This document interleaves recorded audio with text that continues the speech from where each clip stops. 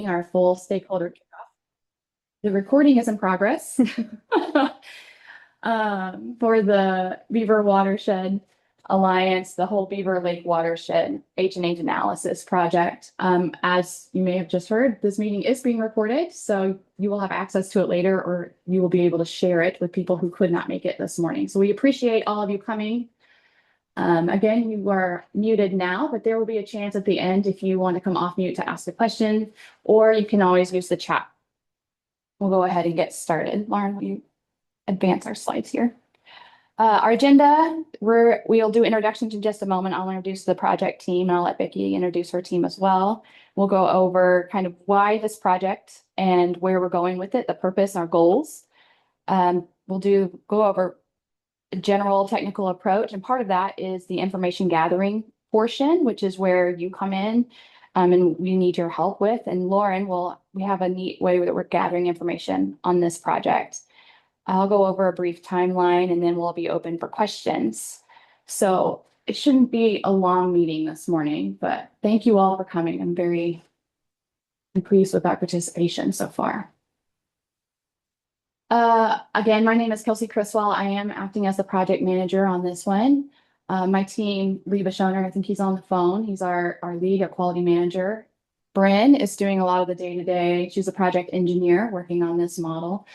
Lauren, you probably get emails from her. She's our engagement specialist and also helping facilitate this meeting today. And then another person is on our team, not from Olsson, is Graham Thompson. You probably know him. He's from the Watershed Conservation Resource Center. He is teaching hydrology right now to university students. Will join us here in a little bit. He's also on our team helping us make sure that this model and this analysis is the best it can be. Becky, do you want to introduce your team? Sure. Thanks, Kelsey, for the introductions and kicking us off here this morning.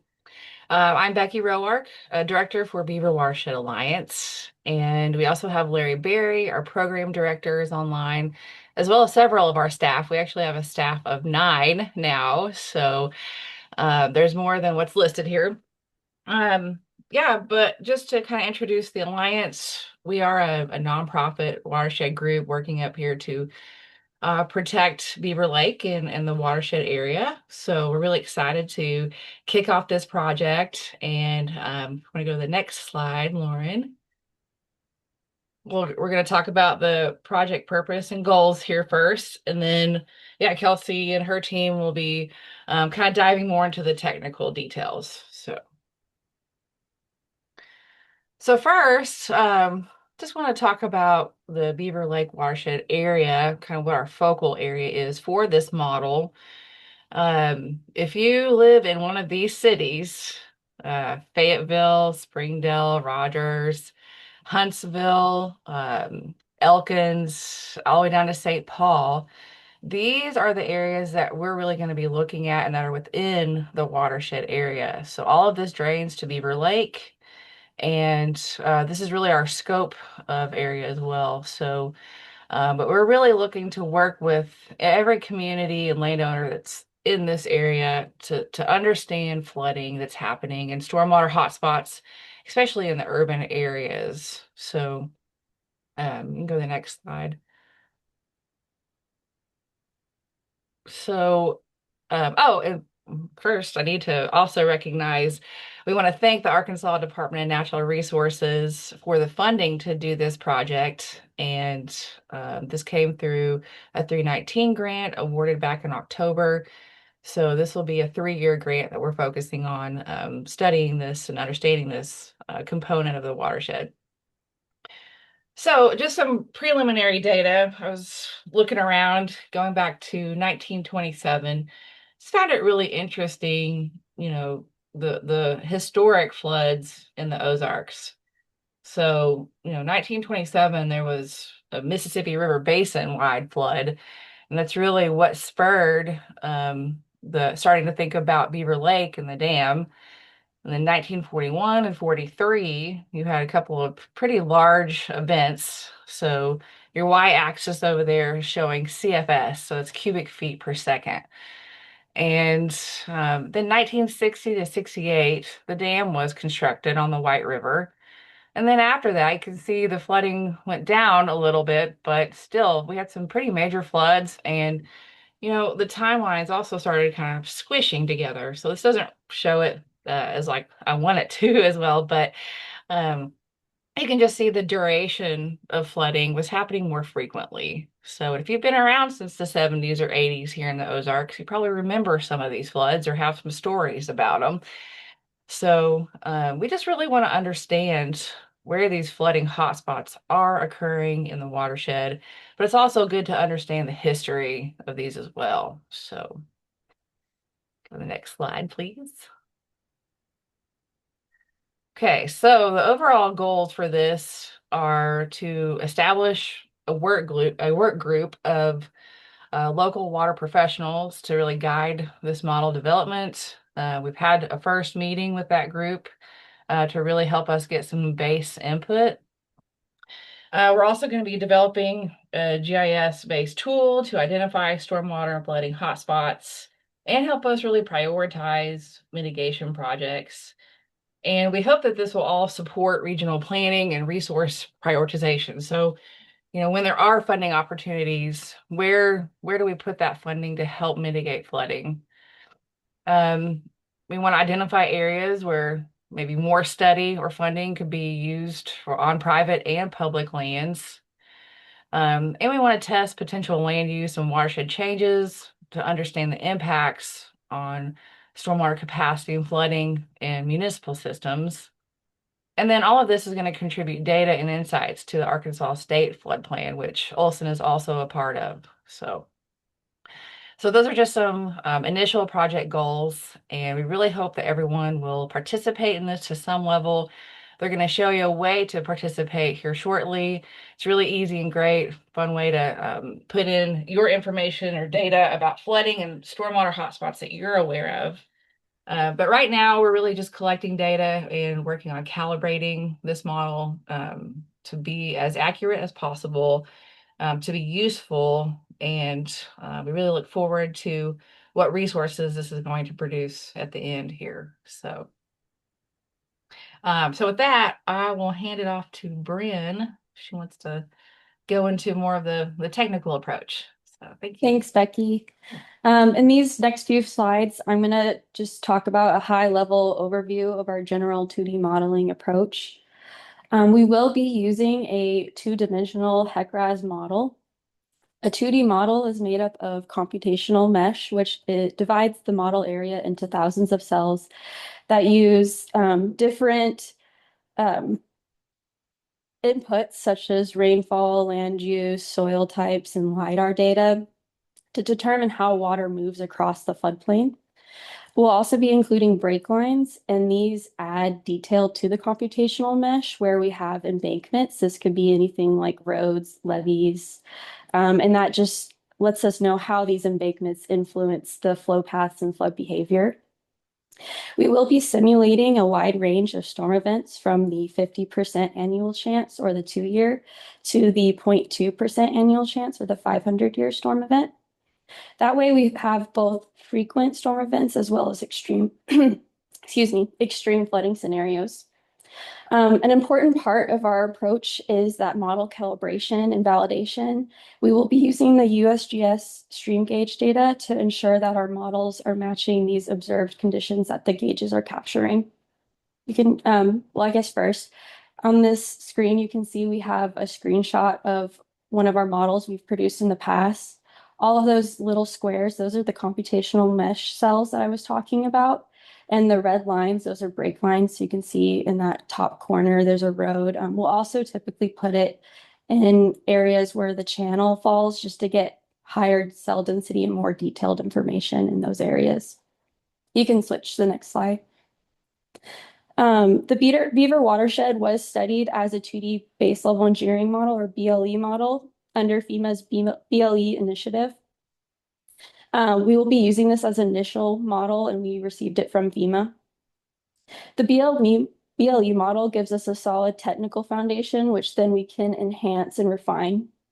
Some of these refinements will include incorporation of culvert and bridge data, stream channel data, We'll also be creating higher resolution land use data and then also increasing computational cell density in areas of interest. The goal of this effort is to not replace the FEMA regulatory mapping, but develop a more detailed and flexible tool that can be used for planning and decision making. You can move to the next slide. One of the key advantages of a 2D model is that it evaluates the area on a watershed scale rather than a stream by stream basis. This helps us better capture the connectivity between floodplains and tributaries, particularly at confluences that can be driven by backwater effects. By representing these interactions, the model will help support watershed-wide planning and help us inform long-term flood resilience strategies. And I'll pass it off to Kelsey to talk about the deliverables we're producing. Yeah, thanks, Bren.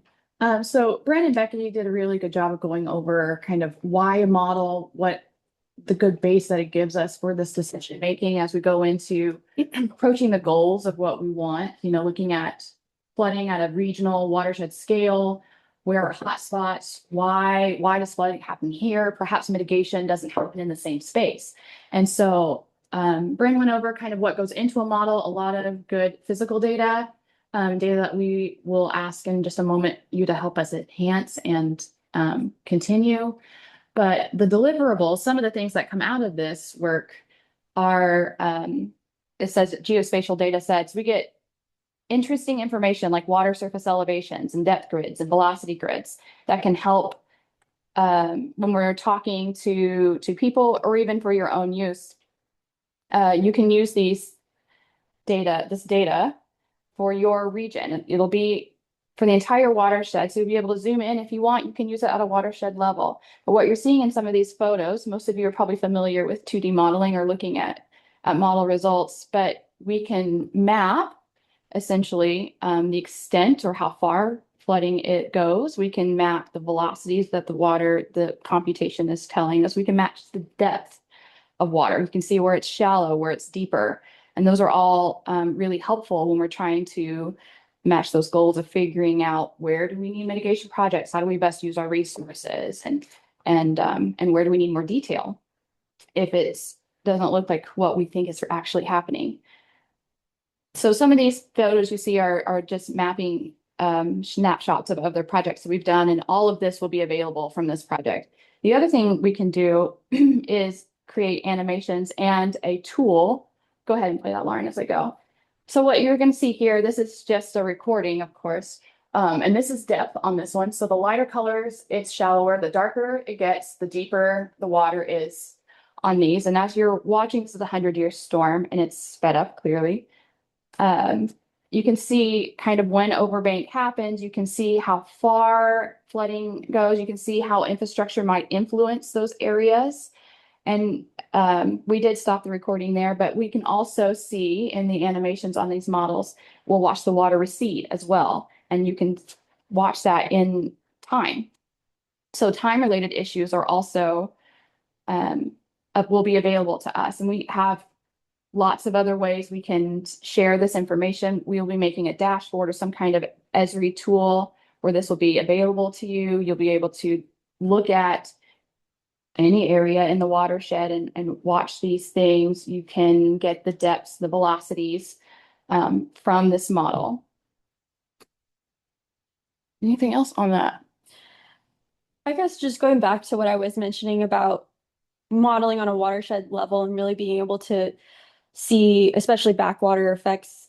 This is a really good example of that. I think this model was done on the White River, but below Bull Shoals Lake, so further downstream. You can really see how the river is filling up and then pushes water up into those tributaries. Yeah, so it can be really helpful later in time. So as you watch it in time, yeah, it's really interesting and useful as a communication tool as well. Go ahead, next slide. We can take questions on this in just a moment. Oh, so some of the information, Bren went over the data that we have. We have great data in this area for building out that model, but part of it being a useful tool, like Becky was saying, part of it being a more accurate tool, because it's just the tool that we're using, right? We know that you have information about flooding. And so having more detail, having people give us information where we don't have it from larger data sets is really valuable. It makes this a much more accurate tool to use for things like planning, especially at a regional scale. And so how we are going to collect this information from you, Lauren's going to talk about, we've created a portal and we're asking for, you can send us data directly if you have it, if you're willing to share. If you have survey in a hotspot you know is flooding frequently, like that's very helpful for us and we can incorporate that. If you just have information about, I know it floods right here, anytime we get 1.5 inches of rain, you can just mark a point on the map for us. And that's also helpful as we go through our model calibrations, we go through our model validation.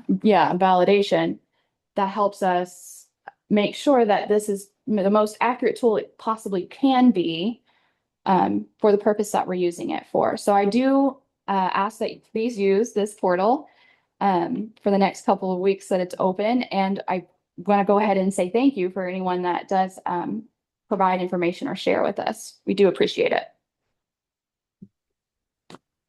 In Lauren. the communication that Becky has sent out, there should be a link to the website that we're using to collect data from you. So if you haven't had a chance to see this, please go ahead and take a look. I'm also going to drop this here in the chat. So if you want to pull it up live, you're welcome to do so. But when you get to the site here, there's just some of the basic project information. So if you need to refer back to it, you're welcome to do that. Also, I'll point out that the contact for Kelsey, Bryn, and Becky are listed here as well. We'll talk a little bit about this data sharing option. So this is more for files. If you have anything file related that you can share with the project team, you're able to put that here. It'll take you to another site. It's a share file site where you can then upload that information. And then if you have any questions on that data upload, that is from a Olsson platform, but of course always reach out to Becky if you have general project questions too. I want to also point out probably the bigger tool here for identifying those flooding hotspots. So I'll walk you through how to use the tool. It is fairly intuitive. There's 3 categories to drop markers here on a map for flooding observed, roadway overtopping, and property impacted. So you come to the map here and you can either enter an address or you can zoom into a particular location. And you just zoom all the way in here.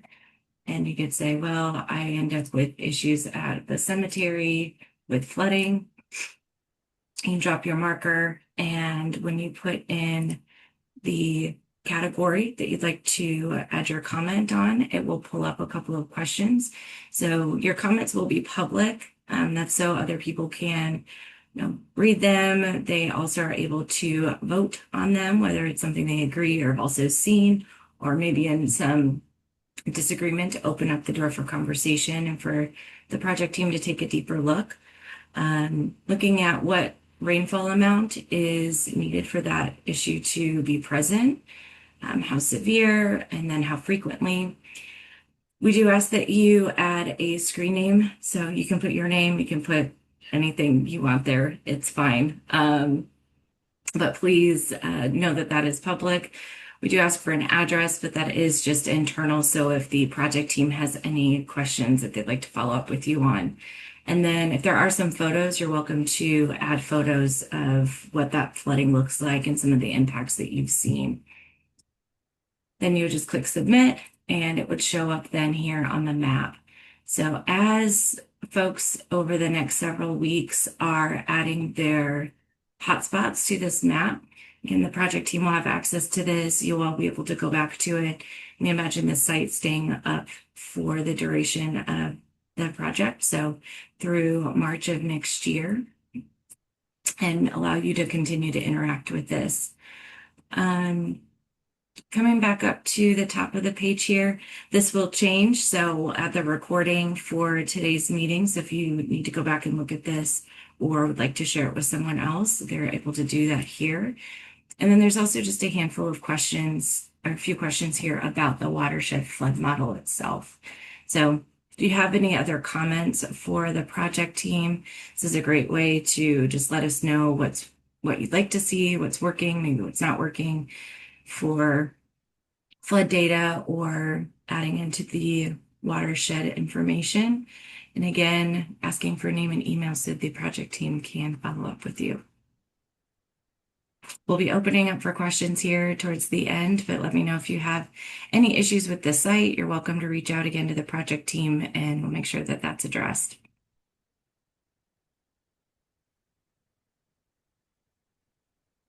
Thanks, Lauren. I do encourage everyone to check that site out. We do appreciate any information you can share with us. I think the next one is project timeline. Our kickoff is today for stakeholders.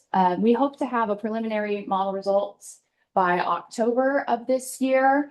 And we're working again, as Becky mentioned, with a work group for that. So as we have those prelim results, we'll be meeting with them and updating the model to incorporate changes or edits that people want to see.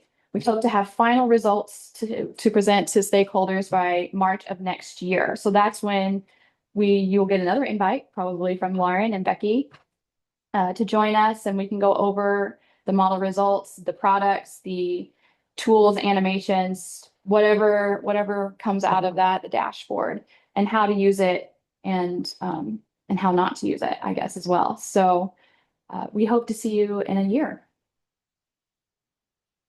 Any questions so far? Kelsey, I have a question about Yeah. you might have mentioned this and I just missed it, but when do people need to have that public input in there by? Is there a kind of a cutoff date you're looking for to have that I think we did talk information? about that. I don't remember what it was. I think we're gonna have it open for the duration of the project, but as soon as possible Yeah. would be ideal. It's beginning almost May. And we definitely want to have our first full model done by October. So let's say May to June. June 15th would be ideal if we really want to incorporate any detail. Okay. Give it about 6 weeks, but we'll be working on it before then. And I know I have reached out to several people already for information, and I think some people on the phone, like Christina at Regional Planning, sent us the updated LiDAR this week, things like that. So we do have a good base model started. Great. We are moving on, adding detail and getting things going. I had a quick question. Just Becca Munich there at the university was doing something similar, having a spot. Hers seemed like it was much more for the public to report flooding type stuff. Didn't know if this was related. And then also the data. Are you mostly looking for big data sets, or this still could be the public? And will you be promoting that? So just questions. Hi, Davey. I have not talked to Becca actually, because she off maternity leave. I will reach out to Becca because that's a great point. This one is the full watershed scale model. So I don't know that hers is I think hers is a sub watershed, but thank you for mentioning that because I will make sure we coordinate with her as well. Good deal. Thanks. Yeah, I'm gonna write that down.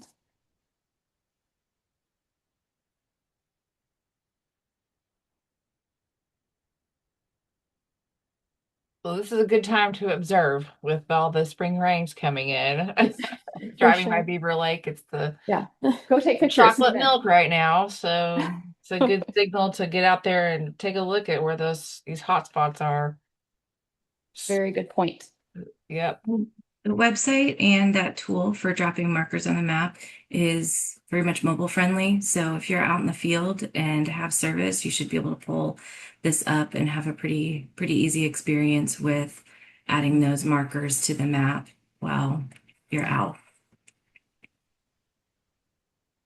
And just on the back end, we do have access into the GPS coordinates. So as precise as you can get, that helps the project team because they will be using the coordinate data for tracking those locations.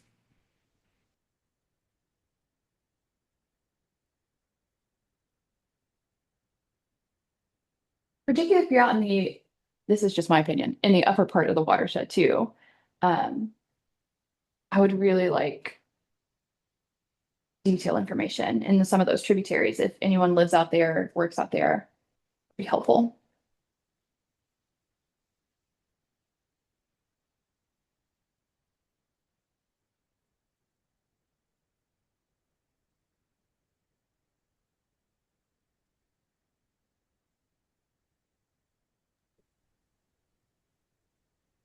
Feel free to contact us. Our information is on that site if something comes to you. You also have our email addresses.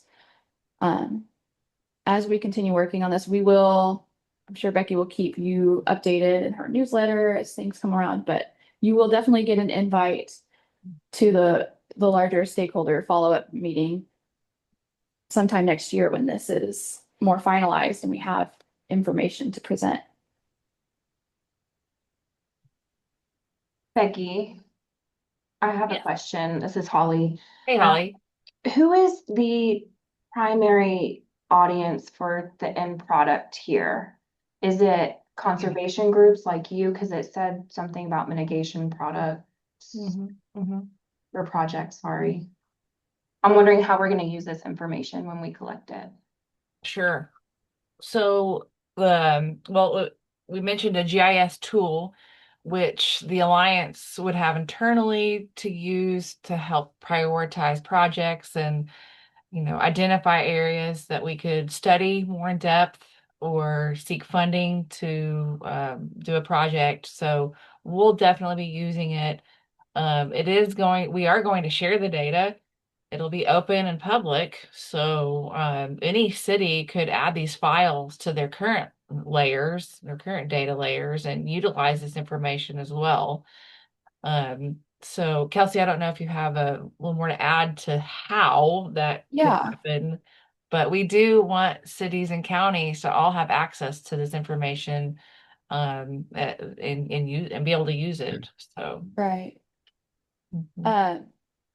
Good question, Holly, because I do envision, especially at, like a municipal level, for example, if this is the most up-to-date model that they would have, you could put in your own projects if you have your own team or whatnot to test them, especially as pressures are continuing in this watershed, whether it be growth, infrastructure, conservation efforts. It would be really interesting to be able to use it to see how the model would predict those changes.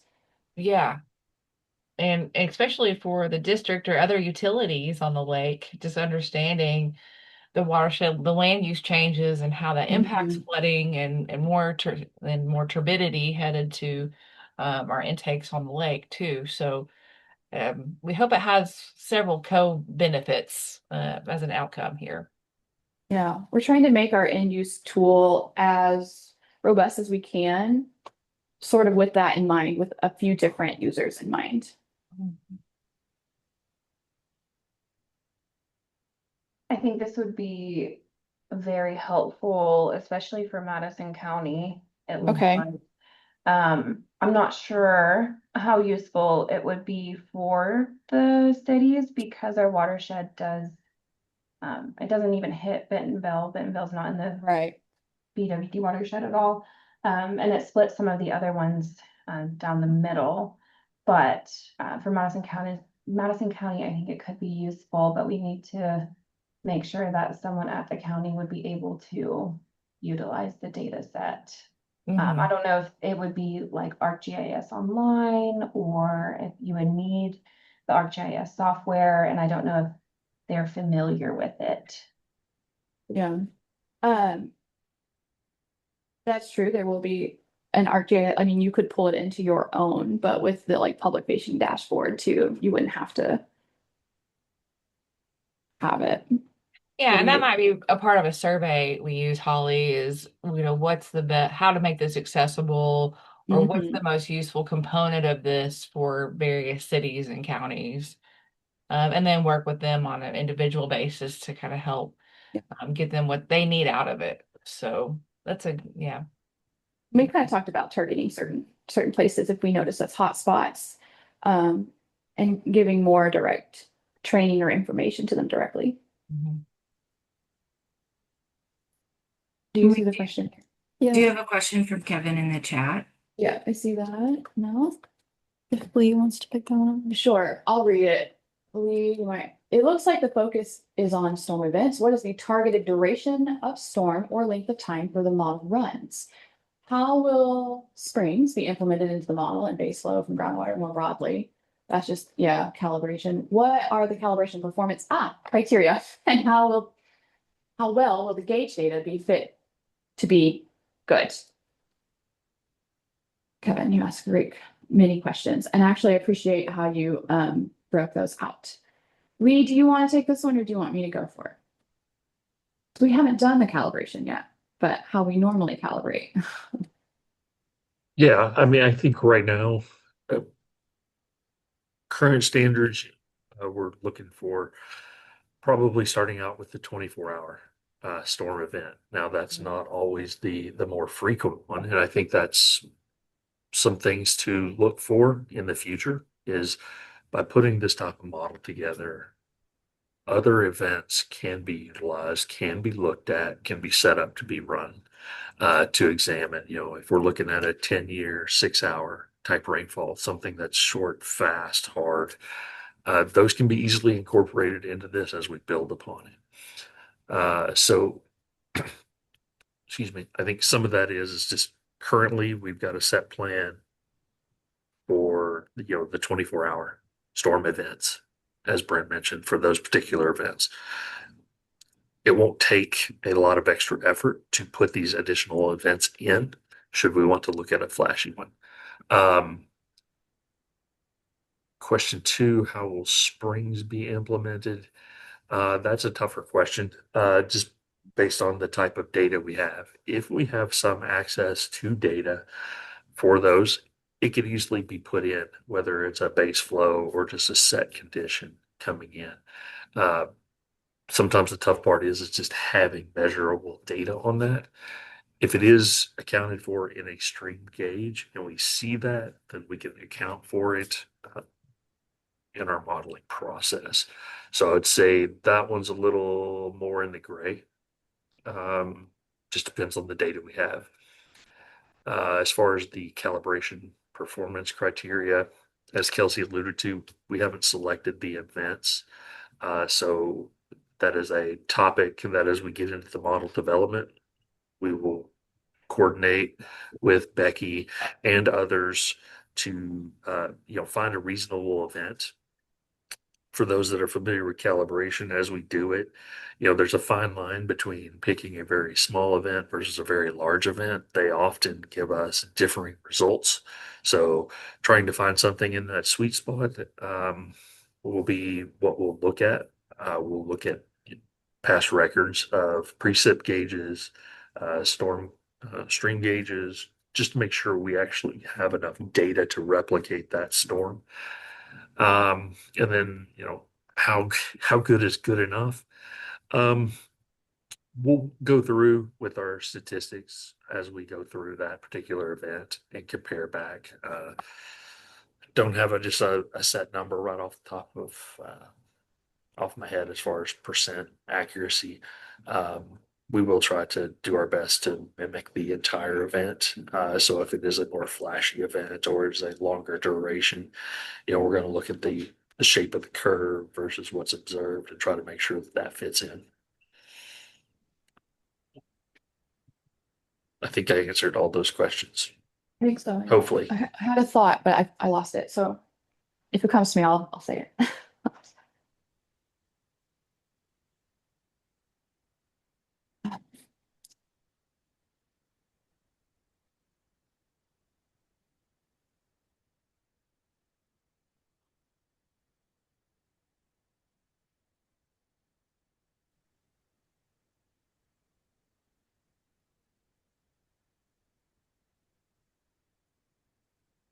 some of the hydrology. Did we mention rain on grid? I guess we did.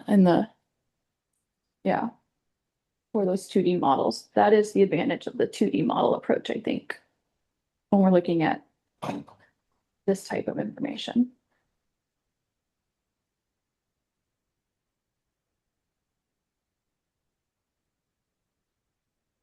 I see a thumbs up, but Kevin, did we answer your questions to your? Yeah, I'm just trying to get a sense of yeah, the specifics of those storms. And Yeah. I'm at the university, so I'm thinking, well, how can I maybe use outputs to do other studies? But Oh, okay. just yeah, interesting. Mhm. Cool to see. Yeah, if you have an opinion or yeah, if we can make it useful to you, then let us know. Okay, great.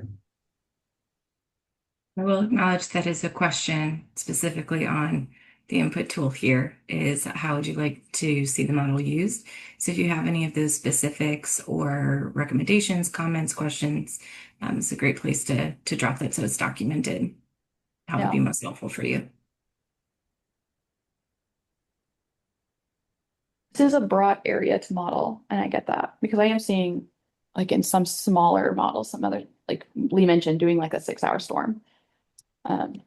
So it's a great question. And I'll mention too that this is kind of unlimited. You can come back here and add as many comments as you want. So, if you think about something today you want to add and come back in a couple weeks, just know that you won't be blocked from adding more comments or questions.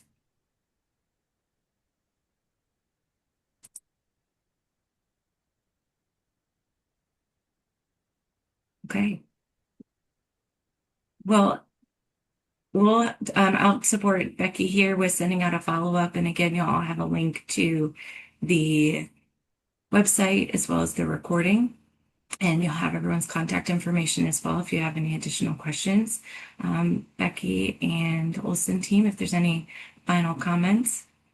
Yeah, I just want to thank everyone for being here today and kicking this project off with us. Again, this is really an engagement stakeholder process. So we want you as a stakeholder to be involved, and we want to address those questions and help make this the most useful tool possible. And we want to thank again Arkansas Department of Ag Natural Resources Division for the support and funding to make this happen.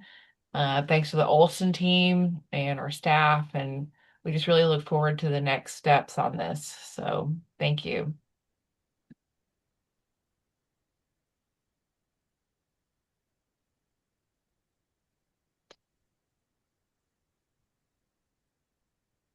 I think Kelsey's reading. I am reading, sorry. Yeah.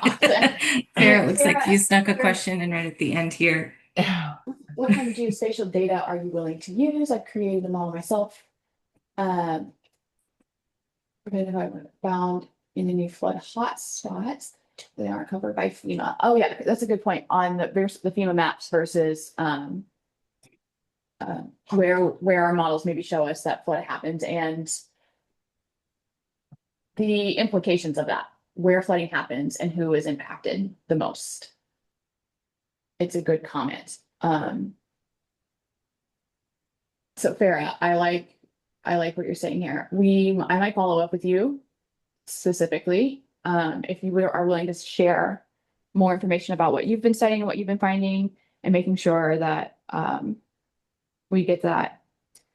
And I would say any kind of data would be great. The SharePoint file that Lauren pointed out, you can upload anything. Yeah. The hotspots, that's more of a point and click, but that data share button, anything can be uploaded. Yeah. If you have narrative you want to share, if you have your model files you want us to look at, we're happy to do that. Particular spots of interest, that would all be very helpful.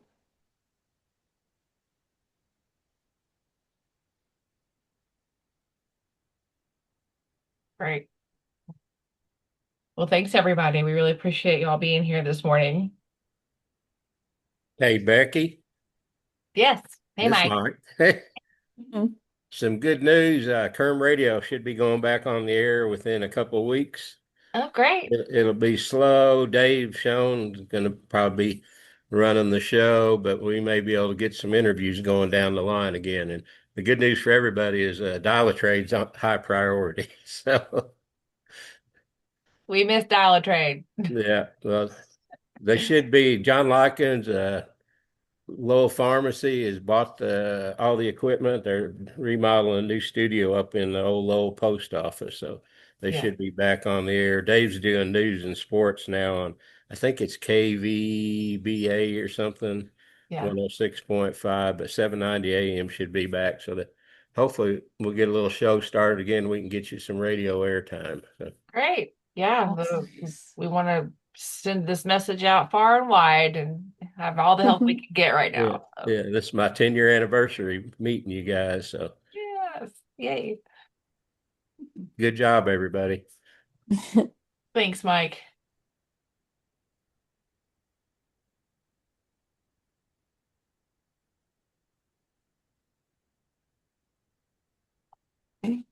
Yeah, how will we okay, so we can put this webinar, a copy of this webinar can go on our YouTube channel at Beaver Watershed Alliance. So we'd be happy to house that. If you want to go back and relook at anything or re-listen or share it with other people, we'll have that up as soon as possible. Yeah. And Farrah, on that, if you scroll up in that chat, the link to the portal there where you can share information, there will be a link as well to the recording.